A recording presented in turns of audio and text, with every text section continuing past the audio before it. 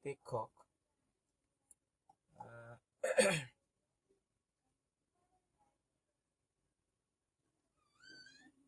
আমরা অপেক্ষক কাকে বলে আগে জেনেছি। এখন আমরা বাস্তব চলের অপেক্ষক, ফাংশন অফ রিয়েল ভ্যারিয়েবল, তাকে বলছে না কোনো নির্দিষ্ট নিয়ম এফ যদি এক্স সেটের প্রত্যেক পথ স্মল এক্স এক্স সেটের প্রত্যেক পথ স্মল এক্স এর সঙ্গে ওয়াই সেটের একটি নির্দিষ্ট পথ ওয়াই সেটের একটি নির্দিষ্ট পথ স্মল ওয়াই কে সংযুক্ত করে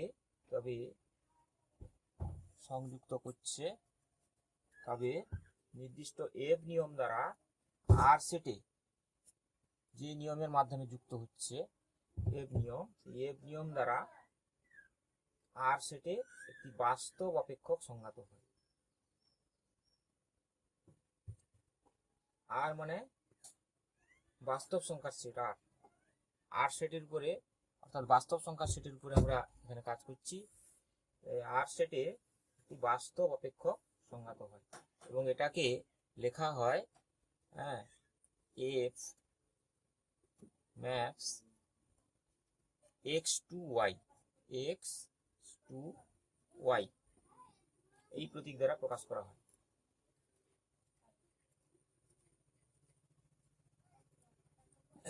এবং নির্দিষ্ট এফ নিয়ম অনুসারে এক্স সেটের পথ এক্স এর জন্য স্মল এক্স এর জন্য ওয়াই সেটের পথকে এফ এক্স প্রতীক দ্বারা প্রকাশ করা হয়। অর্থাৎ এক্স সেটের পথ স্মল এক্স এর জন্য এফ নিয়ম অনুযায়ী ওয়াই সেটের পথ ওয়াই হলে Y is equal to F x,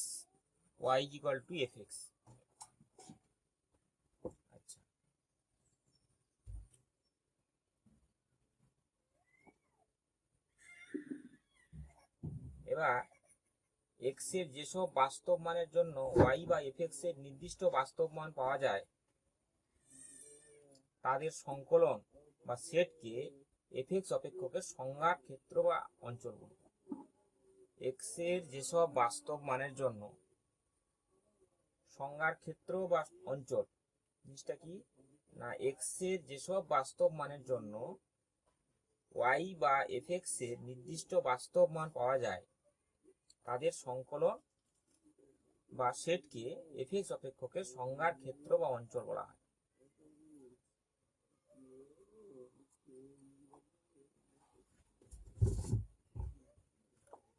একে ডোমেইন অফ ডেফিনেশন বলা হয়। এফ এক্স অপেক্ষকের ক্ষেত্র এফ এক্স অপেক্ষকের ক্ষেত্র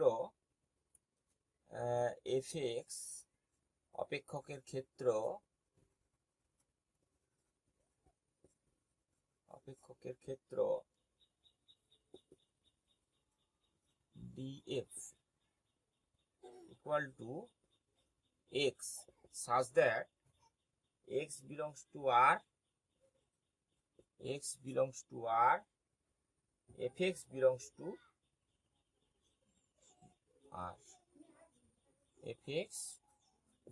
to R.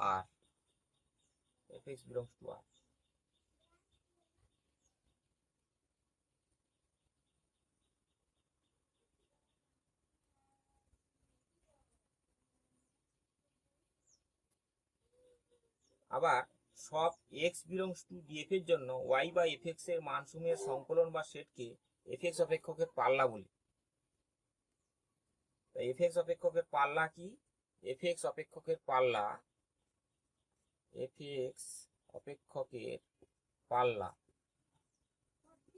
পাল্লা বা range rf equal to such that x belongs to df.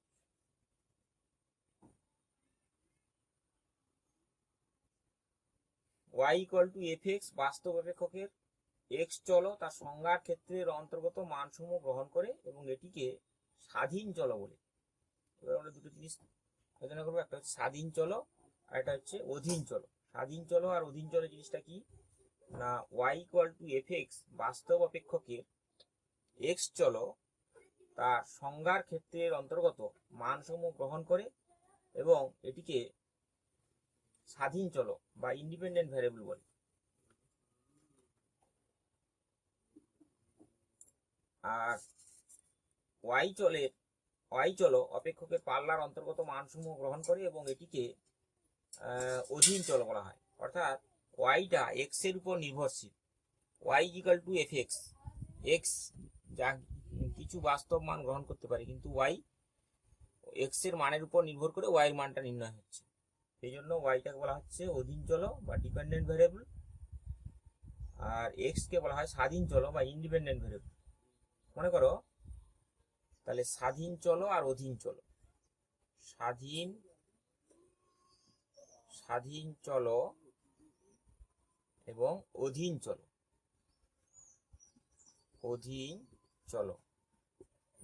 Y equal to F X, F এক্সটা হচ্ছে F X এর ক্ষেত্রে এক্সটা হচ্ছে স্বাধীন চল আর ওয়াইটা হচ্ছে অধীন চল, কারণ এক্স এর মানের উপর ওয়াই এর মানটা নির্ভর করছে।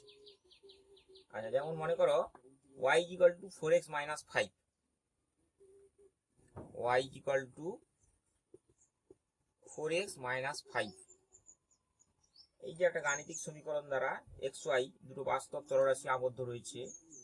তো এখানে এফ এক্সটা হচ্ছে 4x মাইনাস 5।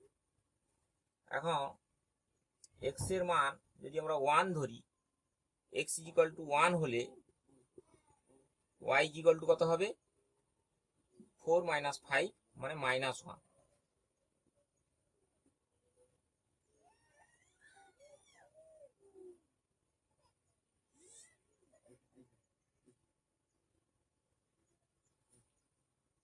আবার এক্স ইকুয়াল টু যদি 2.5 মনে করো, 2.5 যদি হয় তাহলে এটা হয়ে যাবে 10 মাইনাস 5 মানে 5 হচ্ছে। তো এক্ষেত্রে এক্সটা হচ্ছে স্বাধীন চল, মানে এক্স যা কিছু খুশি ইচ্ছা মান গ্রহণ করতে পারে, সেই মানের উপর নির্ভর করে ওয়াই এর মানটা নির্ণয় হচ্ছে। এই জন্য এক্সটা হচ্ছে স্বাধীন চল, ওয়াইটা বলা হচ্ছে অধীন চল।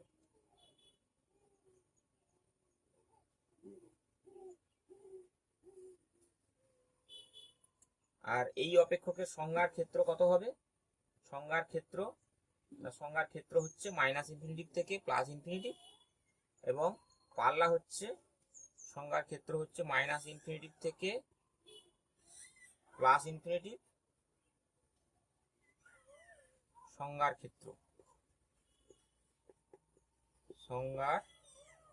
ক্ষেত্র প্লাস ইনফিনিটি, এবং পাল্লা হচ্ছে মানে এক্স এর মান আমরা মাইনাস ইনফিনিটি থেকে প্লাস ইনফিনিটি পর্যন্ত যে কোনো মান নিতে পারি, আর পাল্লাও সেরকম মাইনাস ইনফিনিটি থেকে প্লাস ইনফিনিটি। ওয়াইরও সেরকম মাইনাস ইনফিনিটি থেকে প্লাস ইনফিনিটি যে কোনো মান এক্স এর মানের উপর বেরোতে পারে। সেই জন্য পাল্লা হচ্ছে minus infinity less than Y. এখন এ যে কোনো বাস্তব সংখ্যা হলে এক্স ইকুয়াল টু এ বিন্দুতে Y equal to F X অপেক্ষক সংজ্ঞাত বলা হবে যদি এফ এর মান বাস্তব এবং সসীম হয়। এক্স ইকুয়াল টু এ বিন্দুতে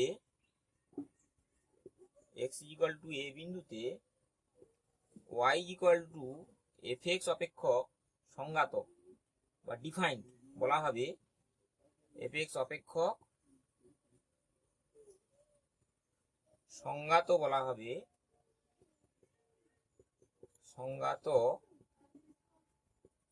বলা হবে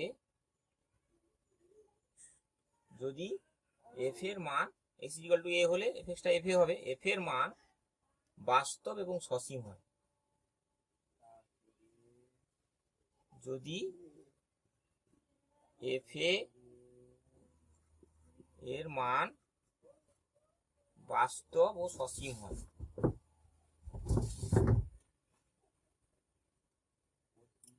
বাস্তব ও সসীম হয় বাস্তব ও সসীম হয়। পক্ষান্তরে বলতে পারি এফ এর মান অনির্ণেয় কিংবা অবাস্তব হলে এক্স ইকুয়াল টু এ বিন্দুতে এফ এক্স অপেক্ষক অসংজ্ঞাত হবে। এফ এর মানটা যদি নির্ণয় করা না যায়, এফ এর মান অনির্ণেয় হলে পক্ষান্তরে এফ এর মান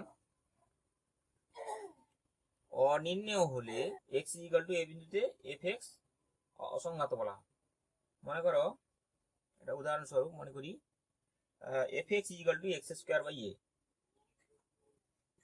এক্সাম্পল মনে করো এফ এক্স ইকুয়াল টু দেওয়া আছে x square by x.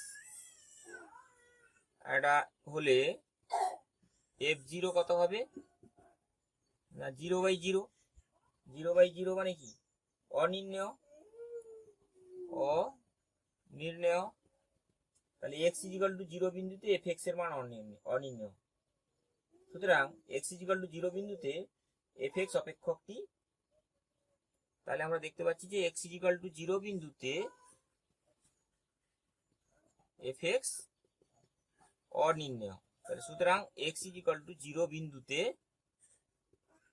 F X equal to X square by X সংজ্ঞাত নয়। সংজ্ঞাত নয়। কিন্তু এক্স এর অন্য যে কোনো বাস্তব মানে এফ এক্স এর একটি সসীম বাস্তব মান পাওয়া যায়। এক্স এর অন্য যে কোনো বাস্তব মান 0 ছাড়া অন্য যে কোনো বাস্তব মান যদি আমরা নিই, তাহলে এফ এক্স এর মান কিন্তু একটা সসীম মান আমরা পাবো। শুধু 0-র ক্ষেত্রে এটা অনির্ণেয় হচ্ছে। যেমন যদি আমরা বলি f1 মানে 1 স্কোয়ার বাই 1 মানে 1 হবে, f2 মানে 2 স্কোয়ার বাই 2 মানে 2 হবে, এরকম। তাহলে এই এফ এক্স অপেক্ষকের সংজ্ঞার ক্ষেত্রে কি হবে না শূন্য ছাড়া সব বাস্তব সংখ্যা। তাহলে এই ক্ষেত্রে এফ এক্স অপেক্ষকের সংজ্ঞার ক্ষেত্র হবে শূন্য ছাড়া যে কোনো সব অপেক্ষকের শ্রেণীবিভাগ। Classification of functions. অপেক্ষকের শ্রেণীবিভাগ। অপেক্ষক কত রকম হয়? মূলত আমরা অপেক্ষককে 3 ভাগে ভাগ করেছি, এছাড়াও আরো 2-3টা রয়েছে।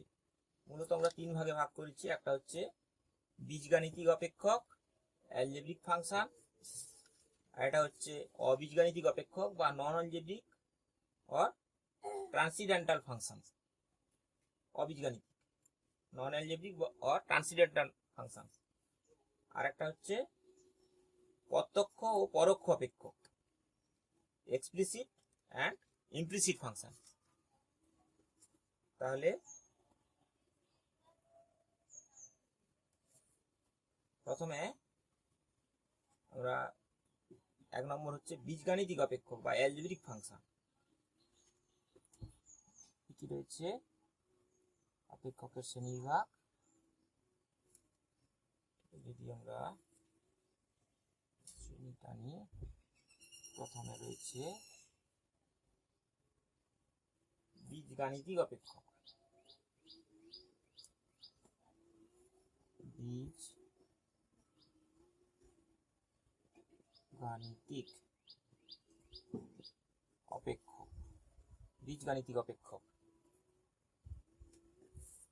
বীজগাণিতিক অপেক্ষক বা এটাকে বলা হয় অ্যালজেব্রিক ফাংশন।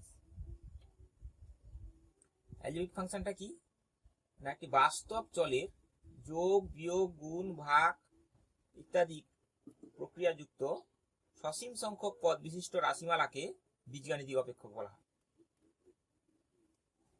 কোন একটি বীজগাণিতিক অপেক্ষক মূলদ অপেক্ষক অথবা অমূলদ অপেক্ষক হতে পারে।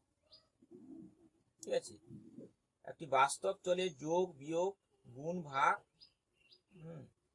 ইত্যাদি প্রক্রিয়াযুক্ত সসীম সংখ্যক পদ বিশিষ্ট রাশিমালাকে বীজগাণিতিক অপেক্ষক বলে। এবার এই বীজগাণিতিক অপেক্ষক আবার 3 ভাগে ভাগ করা হয়েছে। একটা হচ্ছে বহুপদ অপেক্ষক, 2 নম্বর হচ্ছে মূলদ অপেক্ষক, 3 নম্বর হচ্ছে অমূলদ অপেক্ষক। তাহলে কি অ্যালজেব্রিক ফাংশন এটাকে আবার 3 ভাগে ভাগ করা হয়েছে।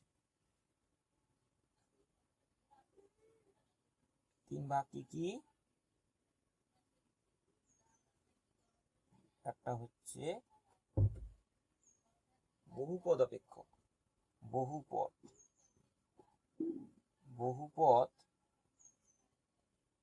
অপেক্ষক, 2 নম্বর হচ্ছে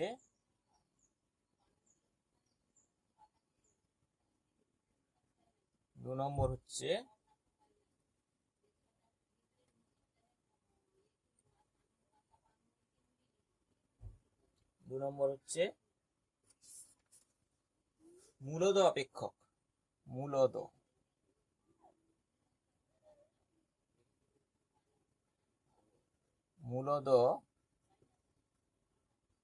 অপেক্ষক।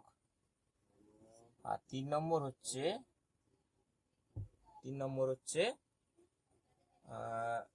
অমূলদ অপেক্ষক, অমূলদ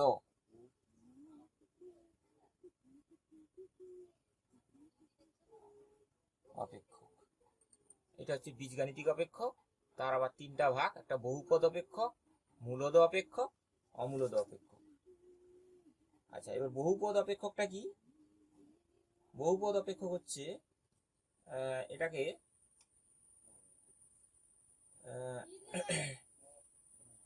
এটা সাধারণ আকার হচ্ছে কি, n একটি ধনাত্মক পূর্ণ সংখ্যা এবং a0, a1, a2, an প্রত্যেকে ধ্রুবক হলে a0 x to the power n, a1 x to the power n minus 1, a0 x to the power n plus a1 x to the power n minus 1 plus a2 x to the power n minus 2 plus dot dot dot up to n x to the power n minus 1 যদি করি তার আগের পদটা x plus an। এটা হচ্ছে বহুপদ অপেক্ষক। এরকম সাধারণ আকার যেখানে an একটা ধনাত্মক পূর্ণ সংখ্যা এবং a0, a1, a2 up to dot dot dot an এরা প্রত্যেকে ধ্রুবক। তাহলে এই রাশিমালাকে বাস্তব চলক x এর n তম ঘাত বিশিষ্ট বহুপদ অপেক্ষক বা পলিনোমিয়াল ফাংশন অথবা মূলদ অখণ্ড অপেক্ষক বলা হয় এবং এটিকে px প্রতীক দ্বারা প্রকাশ করা হয়। এটাকে বলা হচ্ছে px, এটাকে px প্রতীক দ্বারা প্রকাশ করা হচ্ছে। px প্রতীক দ্বারা প্রকাশ করা হয়। যেরকম একটা উদাহরণ, এই যে 3x টু দি পাওয়ার 4, মনে করো example 3x two the power 4 minus 2x cube plus 6x plus 5 plus 6x plus 5। এটা একটা। আরেকটা কি, আরো হতে পারে 3x মাইনাস 2, হ্যাঁ 3x মাইনাস 2, 3x মাইনাস 2, এরকম আরো আছে। তো এক্ষেত্রে প্রত্যেকটির ক্ষেত্রে বহুপদ অপেক্ষক এবং এদের ঘাত যথাক্রমে, প্রথমটার ক্ষেত্রে আমরা কত দেখলাম, ঘাত যথাক্রমে 4, তারপরটার ক্ষেত্রে ঘাত হচ্ছে 1 ঘাত বিশিষ্ট। এই রাশিমালাগুলি প্রত্যেকটি বহুপদ অপেক্ষক এবং এদের যথাক্রমে 4 এবং 1 ঘাত বিশিষ্ট। এবার মূলদ অপেক্ষক। মূলদ অপেক্ষকটা কি না, দুটো বহুপদ অপেক্ষক মূলদ অপেক্ষক বা রেশনাল ফাংশন, দুটো বহুপদ অপেক্ষকের অনুপাত বা ভাগফলকে মূলদ অপেক্ষক বলা হয়। বহুপদ অপেক্ষক দেখেন শিখলাম। এবার দুটো বহুপদ অপেক্ষকের অনুপাত বা ভাগফলকে মূলদ অপেক্ষক বলা হয় এবং একে rx প্রতীক দ্বারা প্রকাশ করা হয়। মূলদ অপেক্ষকের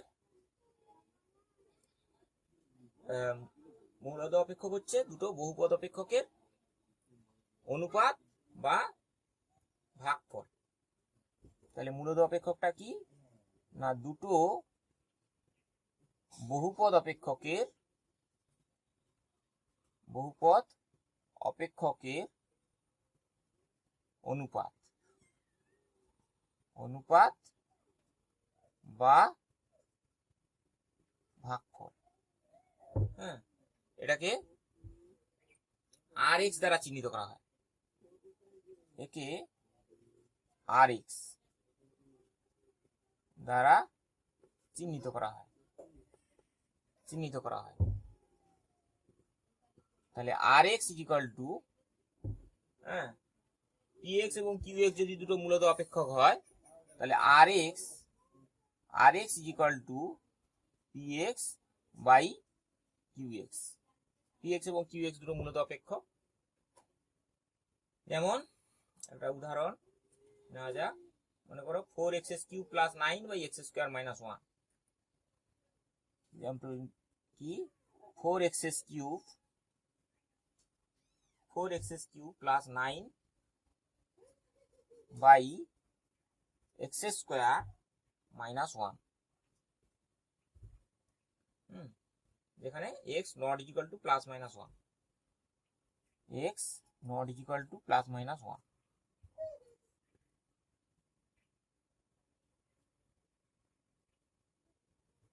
অর্থাৎ সাধারণ ফর্মটা কি? সাধারণ ফর্মটা হচ্ছে ax plus b by px plus q। সাধারণ ফর্মটা হচ্ছে ax plus b by px plus q। হ্যাঁ, যেখানে x not equal to minus q by p,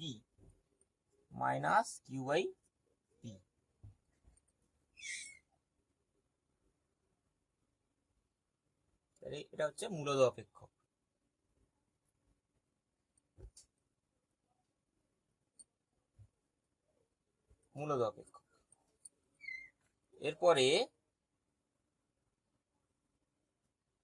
এরপরে হচ্ছে অমূলদ অপেক্ষক বা ইরেশনাল ফাংশন। অমূলদ অপেক্ষক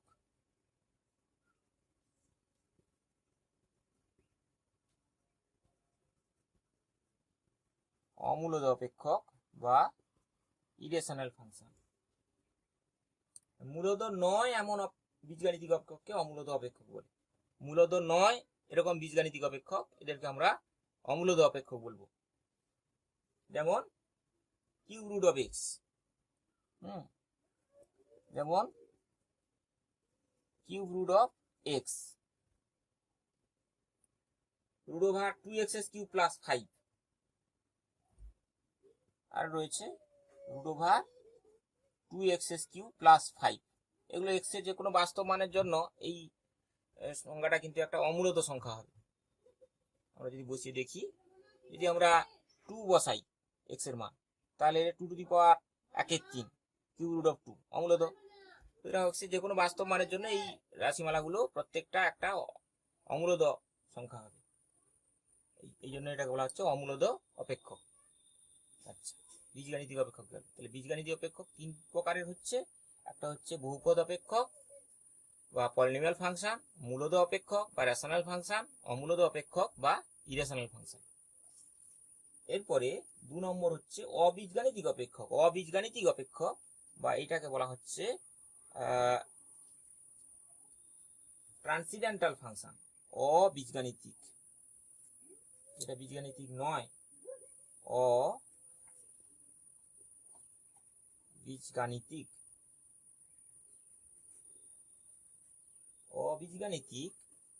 অপেক্ষক। অবীজগাণিতিক অপেক্ষক, যেসব অপেক্ষক বীজগাণিতিক নয় তাদের অবীজগাণিতিক অপেক্ষক বলা হয়। অবীজগাণিতিক অপেক্ষক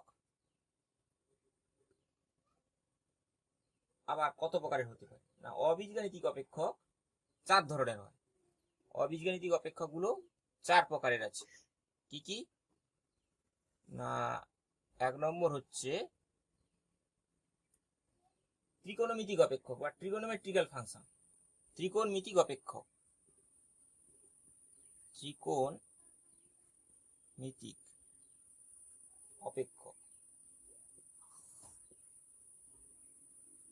অপেক্ষক বা ট্রিগোনোমেট্রিক্যাল ফাংশন। এটা কি না?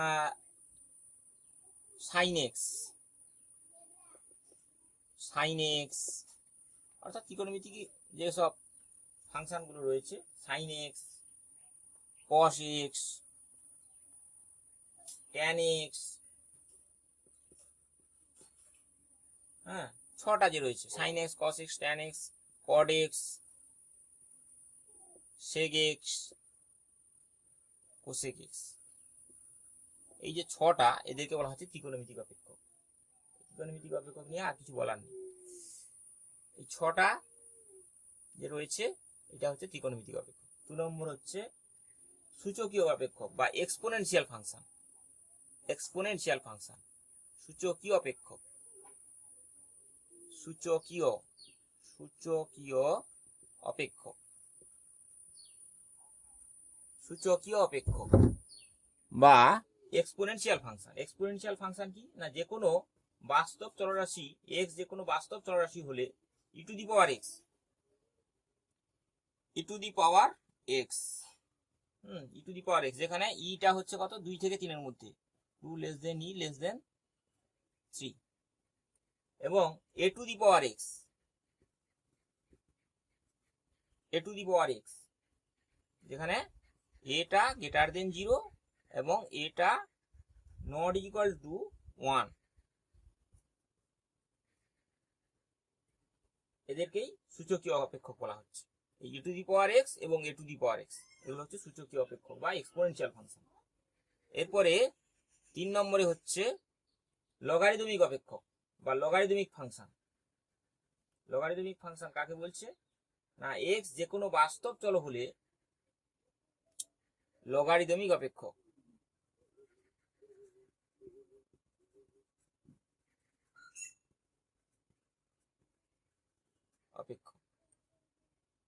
বা লগারিদমিক ফাংশন। x যে কোনো বাস্তব চল হলে log x, log x, log x to the base e, যেখানে 2 less than e less than 3 আর কি না x গ্রেটার দেন 0, ঠিক আছে। log x to the base a, log x to the base a, যেখানে a গ্রেটার দেন 0 আর a টা not equal to 1 এবং x greater than 0।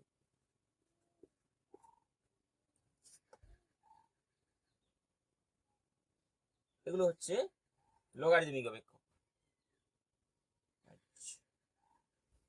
এরপরে বিপরীত বৃত্তীয় অপেক্ষক বা ইনভার্স সার্কুলার ফাংশন। বিপরীত বৃত্তীয় অপেক্ষক, বিপরীত বৃত্তীয় অপেক্ষক, এটা কি না, ইনভার্স গুলো যেগুলো রয়েছে অর্থাৎ sign inverse x, sign inverse x, এখানে এক্স এর রেঞ্জটা কত -1 less than equal to x less than 1। cos inverse x same, cos inverse x এখানেও রয়েছে -1 less than equal to x less than 1, হ্যাঁ less than equal to 1। tan inverse x, cot inverse X, sec inverse x, এগুলো সব sec ইনভার্সের ক্ষেত্রে sec inverse, sec inverse x, tan inverse, cot inverse রয়েছে, sec inverse X, sec inverse X এর ক্ষেত্রে x greater than equal to 1 বা x less than equal to -1 বা x less than equal to -1। cosec inverse X, cosec inverse X, cosec inverse X সেও same, x greater than equal to 1 বা x less than equal to -1। এদেরকে বলা হচ্ছে বিপরীত বৃত্তীয় অপেক্ষক। এবারে শেষ হচ্ছে প্রত্যক্ষ ও পরোক্ষ অপেক্ষক। এটা হচ্ছে প্রত্যক্ষ ও পরোক্ষ অপেক্ষ, প্রত্যক্ষ ও পরোক্ষ অপেক্ষ, এটা হচ্ছে explicit and implicit function, explicit and implicit function, প্রত্যক্ষ ও পরোক্ষ অপেক্ষ। জিনিসটা কি না, কোনো অপেক্ষক যদি স্বাধীন চলের রাশি হিসেবে স্পষ্টভাবে দেয়া থাকে তবে তাকে প্রত্যক্ষ অপেক্ষক বলা হয়। অন্যভাবে বলা যায়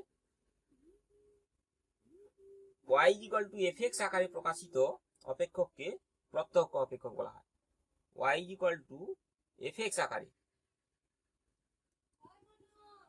y = fx আকারে প্রকাশিত অপেক্ষককে প্রত্যক্ষ অপেক্ষক বলা হয়। যেমন উদাহরণ, এক্সাম্পল কি, মনে করো y = 2x³ - 3x + 5, y = fx, fxটা কত না 2x³ - 3x + 5। আর একটা মনে করো y = x² + e⁻x। অপেক্ষক দুটো প্রত্যেকটা কিন্তু প্রত্যক্ষ অপেক্ষক, এগুলো প্রত্যক্ষ অপেক্ষক, মানে এগুলো সব y = fx আকারে দেওয়া আছে, এটাকে বলা হচ্ছে প্রত্যক্ষ, এটাকে বলা হচ্ছে প্রত্যক্ষ অপেক্ষ, এটা হচ্ছে প্রত্যক্ষ অপেক্ষ। আর একটা হচ্ছে পরোক্ষ অপেক্ষক। পরোক্ষ অপেক্ষকটা কি না, অপেক্ষকটিকে যদি স্বাধীন চলের রাশি হিসেবে সোজাসুজি দেওয়া না থাকে তবে তাকে আমরা বলবো পরোক্ষ অপেক্ষক বা ইমপ্লিসিট ফাংশন। অর্থাৎ বলা যাচ্ছে এক্স ও ওয়াই বাস্তব চল দুটির মধ্যে fxy = 0 আকারে গাণিতিক সম্পর্ক, মানে এখানে থাকবে কি fxy = 0, xy = 0 এই আকারে থাকবে। y কে x এর একটি পরোক্ষ অপেক্ষক বলা হয়। যেমন এক্সাম্পল কি, যেমন ax² + 2hxy + by² = 0। আরো আছে, মনে করো e⁻xy + sin x + y = 0। এই যে অপেক্ষক দুটো লিখলাম, এই দুটো অপেক্ষক প্রত্যেকটি কিন্তু পরোক্ষ অপেক্ষক। পরোক্ষ অপেক্ষকে কখনো কখনো প্রত্যক্ষ অপেক্ষকে পরিবর্তন করা যায়।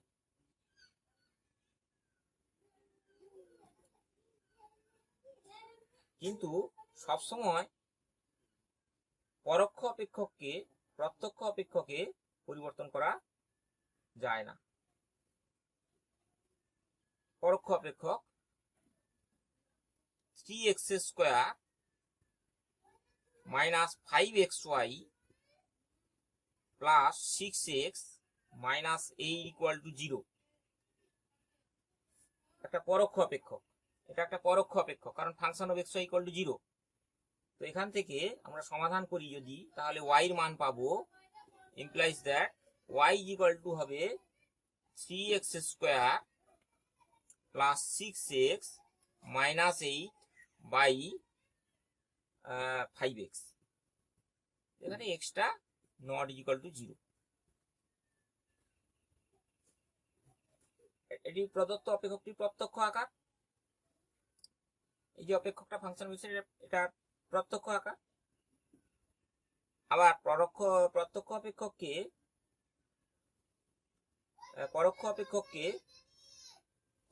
প্রত্যক্ষ আকারে পরিবর্তন করা যায় না, এরকম একটা উদাহরণ, যেরকম এইটার ক্ষেত্রে এটাকে আমরা পরিবর্তন করতে পারবো না।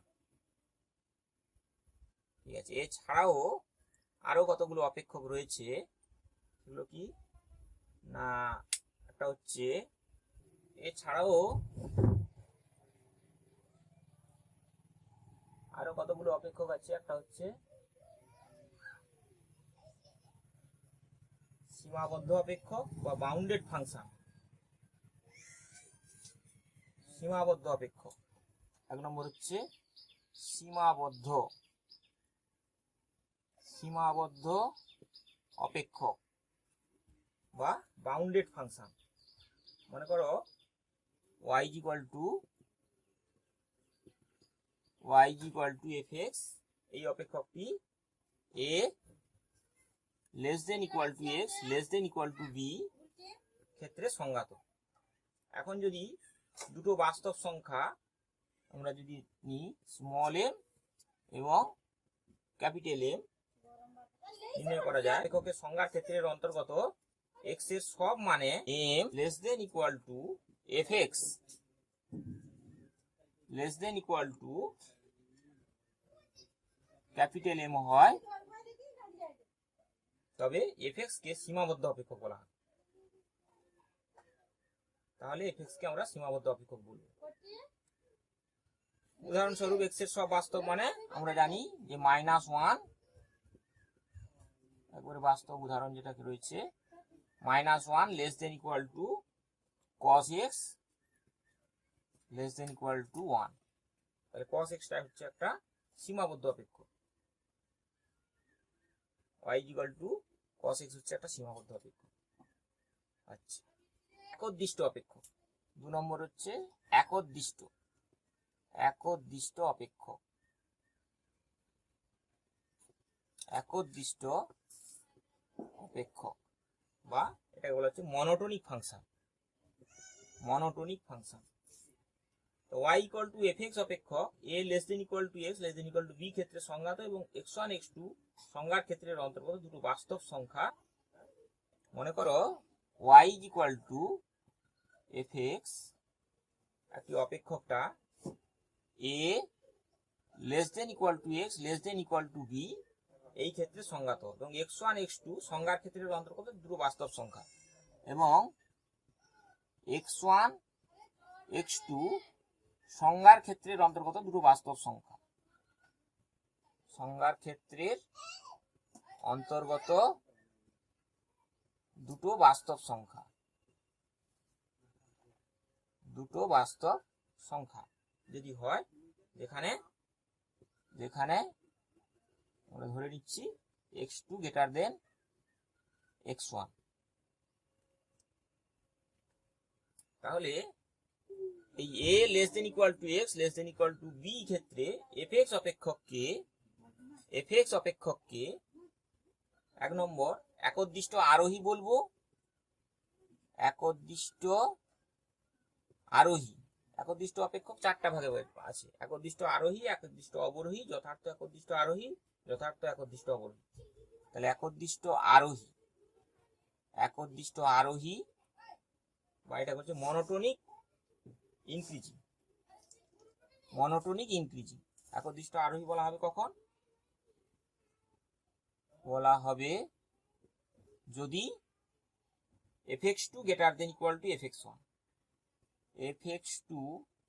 greater than equal to fx1। একদিষ্ট অবরোহী মনোটোনিক ডিক্রিজিং কখন বলবো? 2 নম্বর একদিষ্ট অবরোহী fx2 less than equal to fx1। 3 নম্বর যথার্থ একদিষ্ট আরোহী, স্ট্রিক্টলি মনোটোনিক ইনক্রিজিং। যথার্থ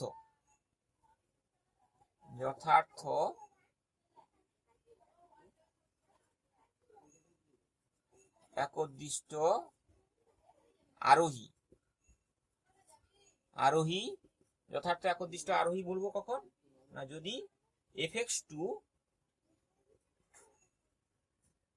greater than fx1, অর্থাৎ এখানে ইকুয়াল টু চিহ্ন আছে, এখানে ইকুয়াল টু চিহ্ন নাই, যথার্থ হলে ইকুয়াল টু চিহ্ন থাকবে না। আর 4 নম্বর যথার্থ একদিষ্ট অবরোহী বলবো, সেই একই, এখানে ইকুয়াল টু চিহ্ন আছে, এখানে চিহ্ন থাকবে না, অর্থাৎ fx2 less than x1। তাহলে এই যে চারটা শর্ত, যে কোনো শর্ত সিদ্ধ করলে তাকে আমরা একদিষ্ট অপেক্ষক বলবো। মনে করো y = cos x, এই অপেক্ষকটা 0 y = cos x, এই অপেক্ষকটা কি না 0 < x < π/2। এই ক্ষেত্রে যথার্থ একদিষ্ট অবরোহী। এবং তাহলে এই ক্ষেত্রের মধ্যে আমরা দেখতে পাচ্ছি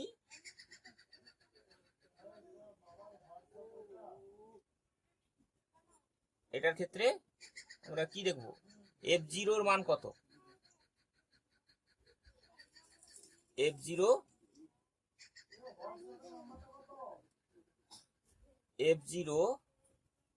কত 1, আর f π/2 কত, f π/2 0, cos π/2 0। তার মানে এখানে দাঁড়াচ্ছে কি f0 greater than f π/2, f0 greater than f π/2 equal to চিহ্ন যেহেতু দিয়েছি,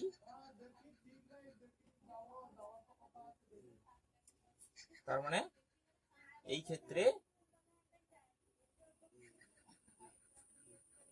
ক্ষেত্রে যথার্থ একদিষ্ট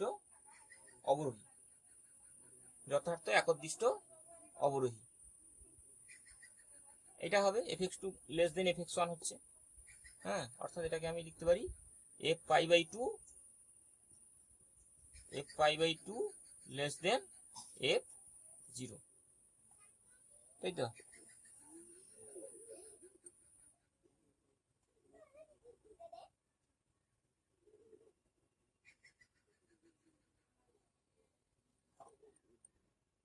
একই রকম ভাবে আমি বলতে পারি যে 3 π/2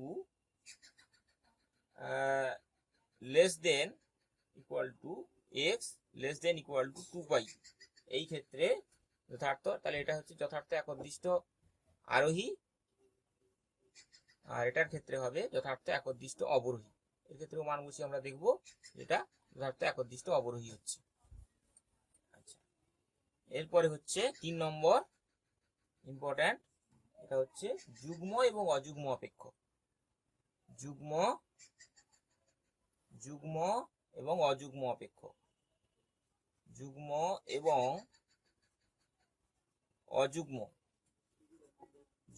এবং অযুগ্ম অপেক্ষক। যুগ্ম অপেক্ষক কাকে বলবো না, fx কে যুগ্ম বলা হবে যদি fx কে যুগ্ম বলা হবে f - x = fx হয়।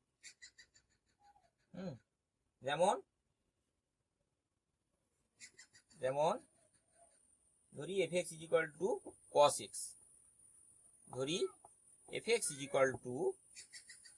x, তাহলে f - x কত হবে, f - x cos - x মানে cos x মানে fx।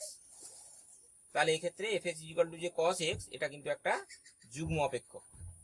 আবার ধরি phi x মনে করো x²,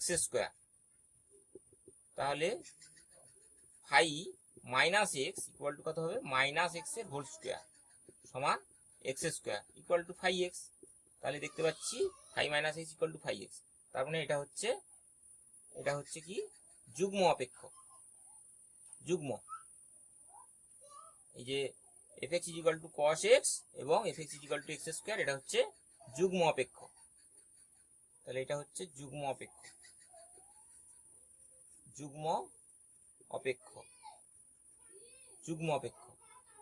আরেকটা হচ্ছে অযুগ্ম অপেক্ষক। অযুগ্ম অপেক্ষক কাকে বলবো না, যদি fx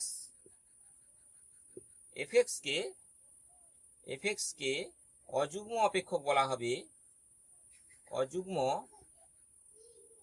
অপেক্ষক বলা হবে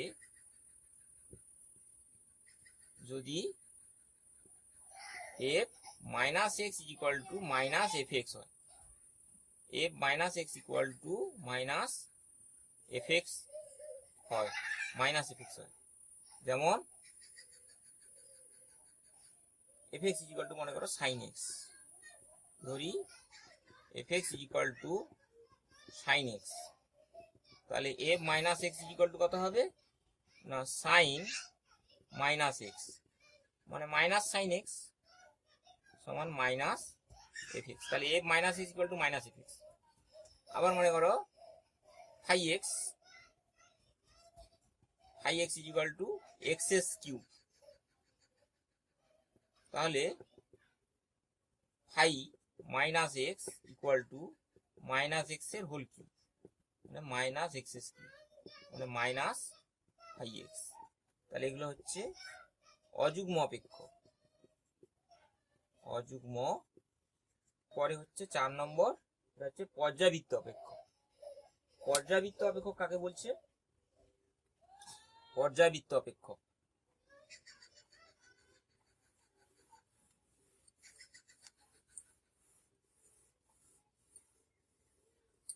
চার নম্বর হচ্ছে পর্যায়বৃত্ত অপেক্ষক।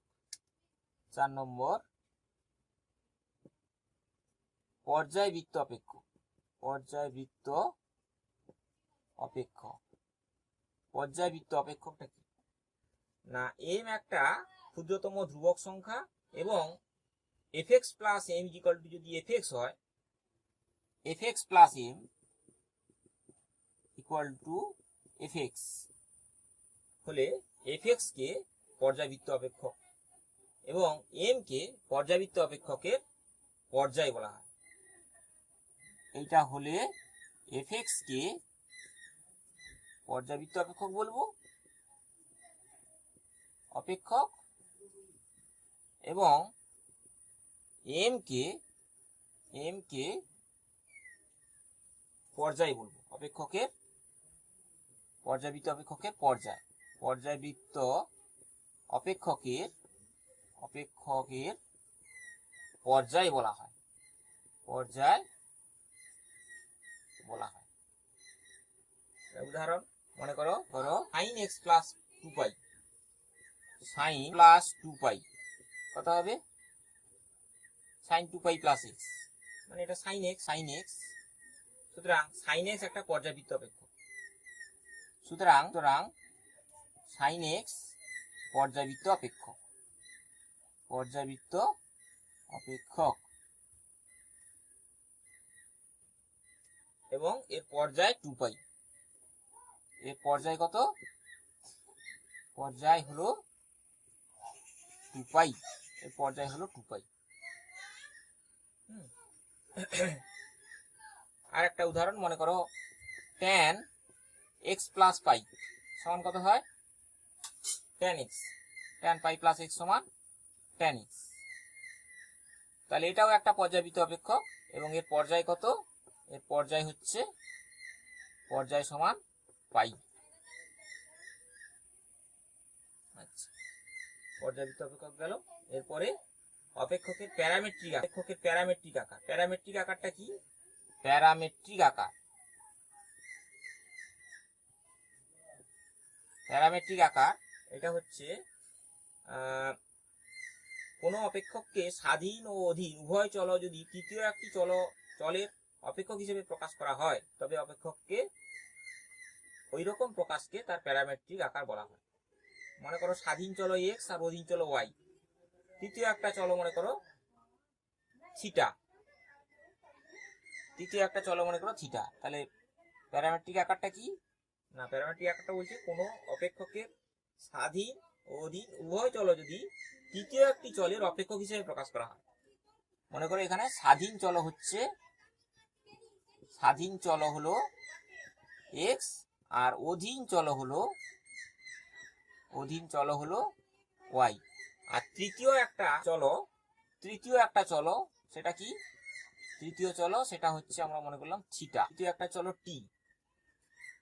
তাহলে X equal to phi T এবং Y equal to psi T. তাহলে এই দুটি সম্বন্ধেই y equal to F X অপেক্ষকের প্যারামেট্রিক আকার। তাহলে প্রত্যেকটা তৃতীয় চলের অপেক্ষক হিসেবে প্রকাশ হচ্ছে। স্বাধীন এবং অধীন চল দুটোই তৃতীয় একটা চল অর্থাৎ টি এর অপেক্ষক হিসেবে প্রকাশ করা হচ্ছে।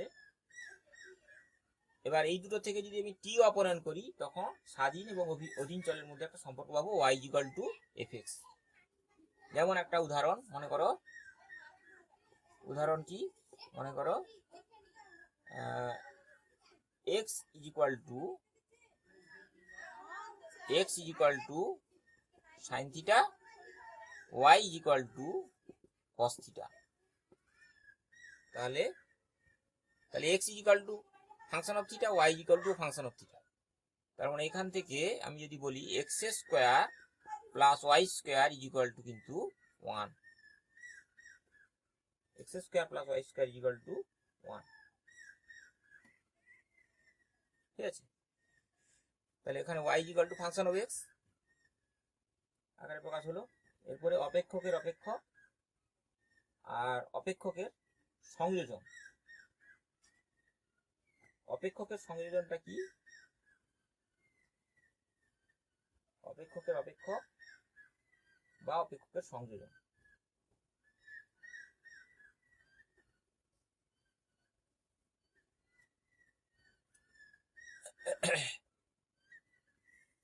অপেক্ষকের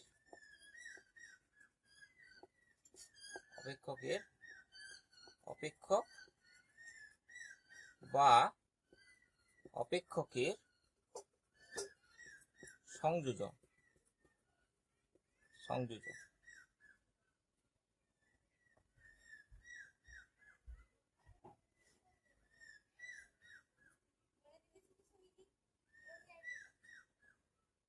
মনে করো a less than equal to x less than equal to b ক্ষেত্রে u is equal to fx, a less than equal to x less than equal to b ক্ষেত্রে u is equal to fx এবং c less than equal to x less than equal to d ক্ষেত্রে y is equal to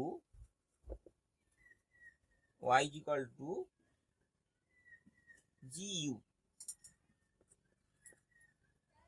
অপেক্ষক দুটো সংজ্ঞাত। তাহলে u is equal to function of x, অপেক্ষকের সংজ্ঞার ক্ষেত্রে প্রতিটি x এর মানের জন্য u এর একটা নির্দিষ্ট মান পাওয়া যাবে। একই রকম ভাবে y is equal to gu, অপেক্ষকের সংজ্ঞার ক্ষেত্রের অন্তর্গত প্রতিটি u এর মানের জন্য y এর একটা নির্দিষ্ট মান পাওয়া যাবে। সুতরাং তার y x এর একটি অপেক্ষক হবে। এরকম হলে y কে অপেক্ষকের অপেক্ষক বা অপেক্ষকের সংযোজন বলা হয়। কিরকম? মনে করো y is equal to g f x। হ্যাঁ, এটাকে কি লেখা হয়? অথবা y is equal to g composed f। আচ্ছা, example fx is equal to মনে করো x স্কয়ার,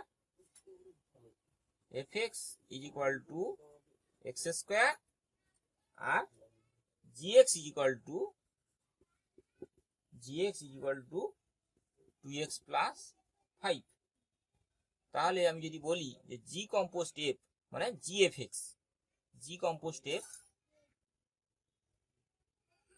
তাহলে g composed f সমান gfx। এটা কত হবে না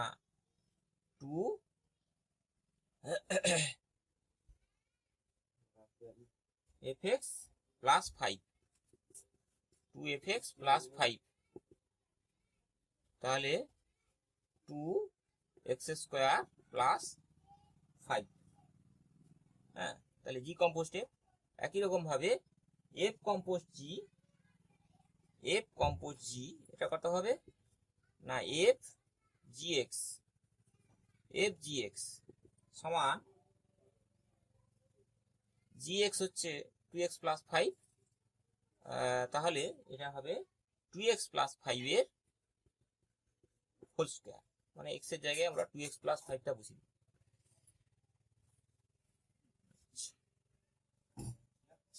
এই মোটামুটি অপেক্ষক